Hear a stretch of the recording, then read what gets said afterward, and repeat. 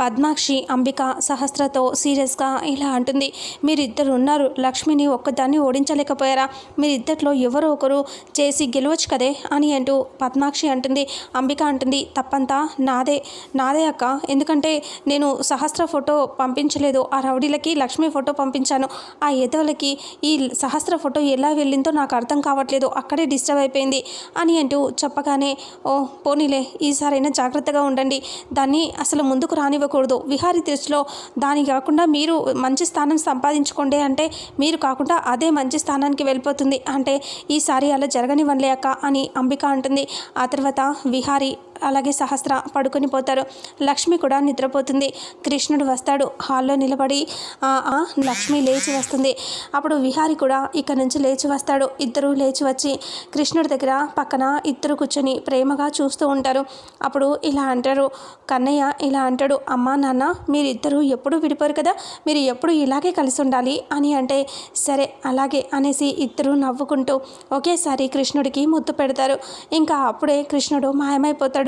అదేంటి అన్నట్టుగా లక్ష్మి కన్నయ్య అని అంటూ గట్టిగా అరిచి లేస్తుంది. లేచి చూసేసరికి అక్కడ కనిపించడు కన్నయ్య, అంటే కృష్ణుడు కనిపించడు. అప్పుడు లక్ష్మి బాధపడుతూ ఫాస్ట్గా బయటికి పరిగెత్తుకొని వచ్చేస్తూ ఉంటుంది.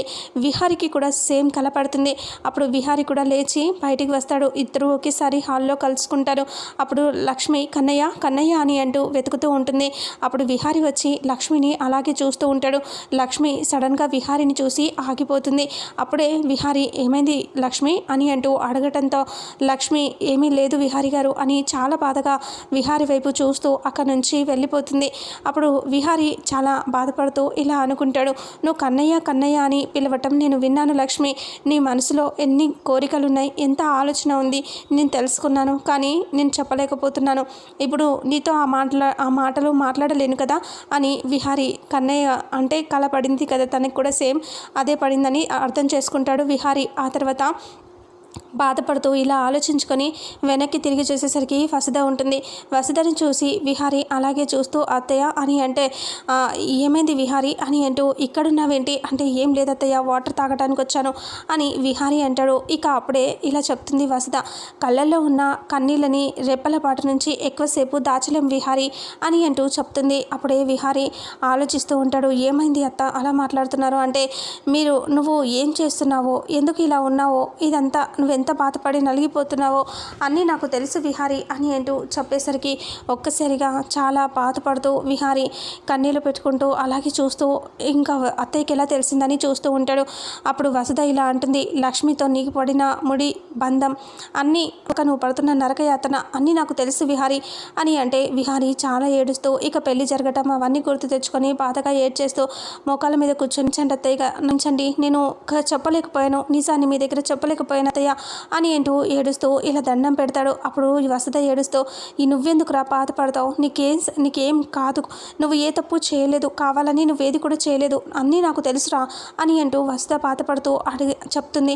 అప్పుడే విహారి ఏడుస్తూ ఇలా అంటాడు, అది అత్తయ్య, నేను లక్ష్మి మీద ప్రేమని చంపుకోలేకపోయాను, అలాగని సహస్రని పెళ్లి చేసుకోవాలని నేను అనుకోలేదు, అందుకే సహస్రతో పెళ్ళి అక్కడ దాకా వచ్చిన తర్వాత చాలాసార్లు పెళ్ళి వద్దు అని నేను చెప్పాను, అందుకు కారణం ఇదే అత్తయ్య, నిజంగా నాకు సహస్రని చేసుకోవాలని లేదు, ఇద్దరి జీవితాలని నాశనం చేయాలి అని నేను అనుకోలేదు, అనుకోకుండా జరిగిన లక్ష్మికి నాకు పెళ్లి జరిగిపోయింది, కానీ సహస్ర మెల్లో తాళి కట్టలేకపోయాను అత్తయ్య, అందుకే 2 ముళ్ళు ప్రాణాలతో పోరాడుతుందని తెలిసినా సరే నా మనసు ఒప్పుకోలేక 2 ముళ్ళే వేశాను అత్తయ్య అని అంటూ చెప్పేసరికి ఒక్కసారిగా వసుధ బాధగా అలా చూస్తూ ఇలా అంటుంది, మరి నువ్వు తాళి కట్టకుండా, ఇంకా బాజా భజంత్రీలు మోగకుండా, అప్పగింతలు అవ్వకుండా, జీలకర్ర బెల్లం పెట్టకుండా, ఇంకా 3 ముళ్ళు వేయకుండా అది పెళ్లి చేసుకున్నట్టుగా ఎలా అవుతుంది విహారి, అసలు పెళ్లి జరిగినట్టే కాదు అని అంటూ చెప్పేసరికి ఒక్కసారిగా బాధపడుతూ అలా చూస్తూ విహారి చాలా హ్యాపీగా ఫీల్ అవుతాడు. అప్పుడు వసుధ ఇలా అంటుంది, అవును విహారి, వేద మంత్రాల సాక్షిగా జరిగితేనే అది పెళ్ళి, లేదు అంటావా, 3 ముళ్ళు వేయకుండా అది పెళ్ళలో అవుతుంది విహారి, నీకు సహస్రకి జరిగింది అసలు పెళ్ళే కాదు అని అంటూ చెప్పేసరికి, అమ్మయ్య ఇప్పుడు నాకు చాలా చాలా అంటే చాలా రిలాక్స్డ్గా ఉంది అత్తయ్య, ఇన్ని రోజులు ఇంకా లక్ష్మిని మోసం చేస్తున్నాను, బాధ పెడుతున్నాను అని, నేను చాలా అన్యాయం చేశాను అని బాధపడ్డాను అత్తయ్య, కానీ ఇప్పుడు మీరు ఆ గుండెల్లోని భారాన్ని దించేశారు అత్తయ్య, నిజంగా నేను సహస్ర మెల్లో 2 నేనే ముళ్ళు వేశాను. ఆ నిజాన్ని నేను ఎప్పటికీ బయట పెట్టలేనా అత్తయ్య అని అంటే, అసలు ఎలా బయట పెడతావు విహారీ, ఈ విషయం తెలిస్తే సహస్ర ఏమైపోతుంది అని అంటే, అందుకే ఆ దైవ నిర్ణయానికే వదిలేస్తున్నాను అత్తయ్య. నేను సహస్రని మోసం చేయాలని చేయలేదు, సహస్ర జీవితాన్ని నాశనం చేయకూడదు అనుకున్నాను అని అంటే, మరి ఇప్పుడు ఏం చేస్తావు? తనకి నిజం తెలిస్తే తను ఏం చేస్తుంది అంటే, తన అంటే నాకు ఇష్టం లేకుండా, తన మెళ్ళలో 3 ముళ్ళు వేయకుండా, తన్ని నేను పెళ్లి చేసుకోకుండా తనతో ఎలా ఉంటాను అత్తయ్య? అసలు ముందే లక్ష్మిని పెళ్లి చేసుకున్నాను, అందుకనే తనంటే నాకు కనీసం ప్రేమ కూడా కలగలేదు. అలాంటిది జీవితాంతం ఎలా ఉంటాను అత్తయ్య? ఇప్పుడు నా మనసుకి హాయిగా ఉంది. ఇది నేను ఆ దేవుడికి వదిలేస్తాను. లక్ష్మితో నేను ప్రతిసారి ఇప్పటికీ 2 సార్లు 3 ముళ్ళు వేశాను అత్తయ్య. అప్పుడు తాళి కట్టాను, మళ్ళీ తాళి కట్టాను.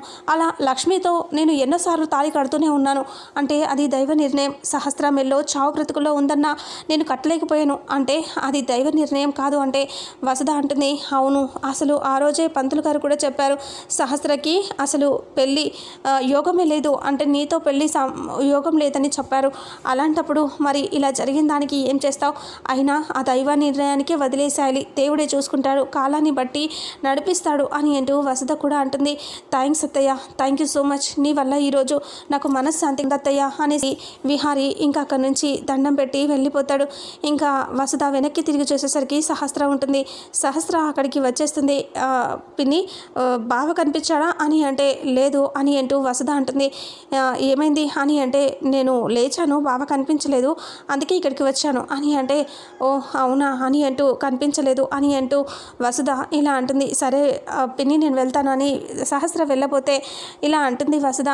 సహస్ర అని అంటే, ఏంటి పిన్ని అంటే, నువ్వు చావు బతుకుల దాకా వెళ్ళావు హాస్పిటల్లో ఉన్నప్పుడు, కానీ నువ్వు చచ్చిపోతావు అనే స్టేజ్ దాకా వెళ్ళిన నువ్వు వెంటనే ఇలా లేచి ఇంత షార్ప్గా అయిపోయావు అంటే ఆ దేవుడు చాలా మిరాకిల్ చేసినట్టేనా నీ జీవితంలో అని అనేసరికి, దేవుడేంటి పిన్ని, నాకు బావ మెళ్ళు తాళి కట్టేసరికి ఇలా అయిపోయాను నేను, అందుకని ఇలా సంతోషంగా ఉన్నాను నేను ఈరోజు ఇలా అంటే, లేదు, ఇంత యాక్టివ్గా చావు బ్రతుకుల దాకా వెళ్ళిన నువ్వు ఇంత యాక్టివ్గా ఎలా ఉండగలవు అని అంటుంది వసుధ. అది పిన్ని బావ వల్ల ఇదంతా అనేసి ఏదో ఒకటి చెప్పి వెళ్ళిపోతూ, అమ్మయ్యో పిన్నికే డౌట్ వచ్చిందంటే అందరికీ డౌట్ వచ్చేస్తుందేమో నా మీద అని సహస్ర అనుకుంటుంది. అక్కడ నుంచి వెళ్ళిపోతుంది. ఇక ఆదికేశవులు ఇంటి దగ్గర బాధపడుతూ ఉంటాడు. గౌరీ వచ్చి, ఏమైందండి, ఎందుకు బాధపడుతున్నారు అంటే, నాకు చాలా బాధగా ఉంది గౌరీ, నేను మన అమ్మాయిని చూడాలనిపిస్తుంది, మాట్లాడాలనిపిస్తుంది అంటే, మొన్నే కదయ్యా వీడియో కాల్ మాట్లాడావు, మరి ఇప్పుడు ఏంటి అని అంటే, అవును మన అమ్మాయితో మాట్లాడాలి, ఇంకా దాని దగ్గరగా చూడాలి అనిపిస్తుంది నాకు అంటే, మొన్నే కదా వచ్చిపోయారు అని అంటూ గౌరీ అంటే, మళ్ళీ చూడాలి, ఆ అమ్మాయి వాళ్ళు మళ్ళీ వస్తే బాగుండు అంటే, ఆ అల్లుడు గారికి చెప్తే తీసుకొస్తారేమోనయ్యా అని అంటూ వాళ్ళు అలా మాట్లాడుకుంటారు. సరే నువ్వు ఫోన్ చెయ్యి, నేను సహస్రకి ఫోన్ చేస్తాను, ఆ అమ్మాయి మనం సిటీ వెళ్తున్నాం కదా, ఆ అమ్మాయికి ఫోన్ చేస్తాను అంటే సరేనంటుంది. గౌరీ ఏమో లక్ష్మికి ఫోన్ చేస్తుంది. సహస్రకి ఫోన్ చేసి ఆదికేశవులు మాట్లాడతాడు. అమ్మ నేను ఆదికేశవుల్ని అంటే చెప్పండి అని అంటే, నేను సిటీ వస్తున్నామంటే మరి నాకెందుకు చెప్తున్నారు అని సహస్ర అంటే, అమ్మ నువ్వే కదమ్మా రమ్మని ఏదో డౌట్స్ ఉన్నాయి చెప్పమని అన్నావు అంటే, ఓ అవును కదా రండి అని అంటూ పెట్టేస్తుంది. ఇదేంటి అమ్మాయి అలా పెట్టేసింది, మాట్లాడటం ఇష్టం లేదా, టైం లేదా అని బిజీగా ఉందేమో అనుకుంటాడు. గౌరీ ఫోన్ చేస్తుంది లక్ష్మికి. లక్ష్మితో ఇలా అంటుంది, లక్ష్మి ఎలా ఉన్నావమ్మా అంటే, బాగున్నానమ్మా మీరెలా ఉన్నారని మాట్లాడితే, మీ నాన్న నీ మీద బెంగ పెట్టుకున్నాడమ్మా, ఈసారి వచ్చి 2 నెలల దాకా ఉండాలి అంటున్నాడు, ఒకసారి నువ్వే మాట్లాడు అని అంటూ లక్ష్మితో వాళ్ళ అమ్మ నాన్న ప్రేమగా మాట్లాడుతూ ఉంటారు.